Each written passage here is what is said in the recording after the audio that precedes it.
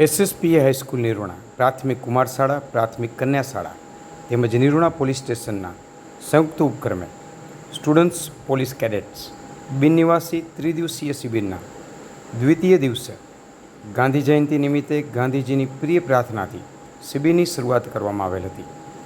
પ્રાર્થના બાદ ડીઆઈ કિંજલબેન તેમજ સીપીઓ વૈશાલીબેન દ્વારા કેડેટ્સને શરીર અને મનને સ્વસ્થ રાખનારા વિવિધ યોગાસનો, ધ્યાન તેમજ પ્રાણાયામની સાથે થોડી વોર્મઅપ એક્સરસાઇઝ પણ કરાવવામાં આવેલ હતી.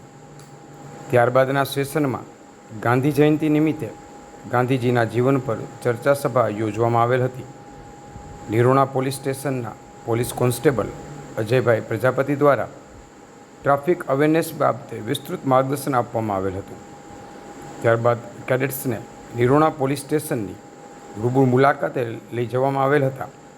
ત્યાં પીએસઆઈ શ્રી એચસી પરમાર સાહેબે એસપીસી કેડેટ સાથે સંવાદ કરેલ હતો અને પોલીસ સ્ટેશનમાં રહેલ અલગ અલગ હથિયારો વિશે માહિતી આપી નિદર્શન કરી બતાવેલ હતું.